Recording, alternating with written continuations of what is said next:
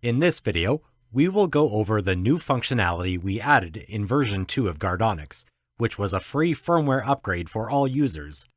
The first improvement is a large increase to the imaging speed of flash storage devices.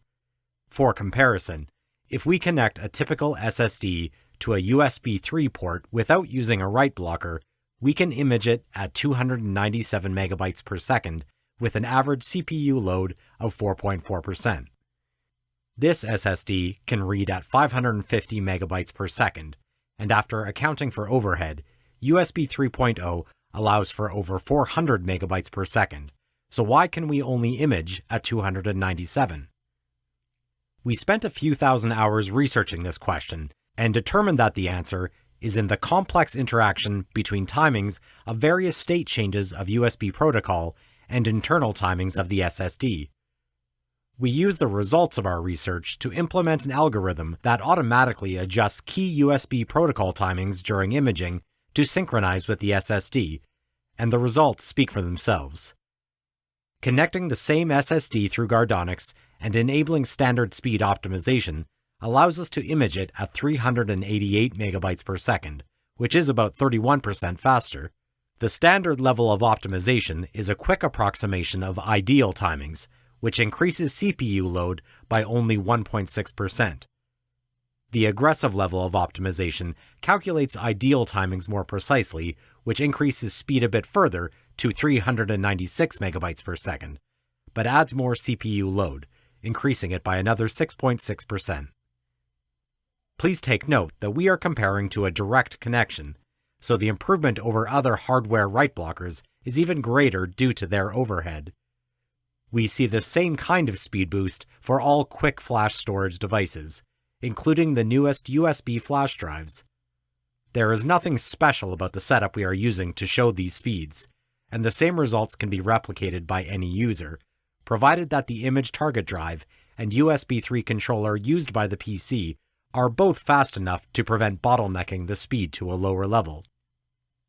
The second improvement is a new ability to search the data that goes through Guardonix for particular keywords. While many software tools can do keyword searches, our advantage is that we can do it during imaging, and in most cases without slowing down the imaging speed. We simply create a text file with a list of keywords and load it into our software. We currently support matching keywords with Unicode and ASCII encodings, as well as NTFS file system metadata, like index records and file names. Now that our keywords are loaded, all data that we read through Guardonix from this point forward will be automatically searched, so we are ready to start imaging. Matches are displayed in the log in real time, together with surrounding data to help verify their validity. At the end of the imaging process, we can press the Report button, which generates a separate text file containing the list of matches and also outputs the summary to the main log. With at least a mid-range quad-core CPU, searching for 20 keywords does not slow down the imaging speed at all, allowing for the search to be executed without penalty. The third improvement is extended logging and status information. A new project folder is generated for every drive. This folder contains the main log and the drive's complete identification parameters, including its ATA disk ID, SCSI inquiry data, SCSI VPD page serial number, and USB descriptor serial number. We can also store the drive's smart log. Every time this operation is executed, the smart attributes are displayed in the main log, and also saved in the project folder as a separate file.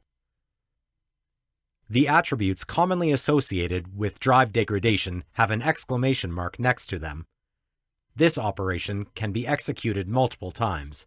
For example, to check for changes in the number of reallocations at the beginning and end of the imaging session. In the main log, we can see all read-write operations as they are taking place. If blocked write attempts contain NTFS metadata, then it is parsed to show the type of element that Windows is trying to update. We also have the option of saving the contents of these write attempts. Each write attempt is indexed and its raw content is stored in the project folder for future analysis. That's all for this video. Thank you for watching.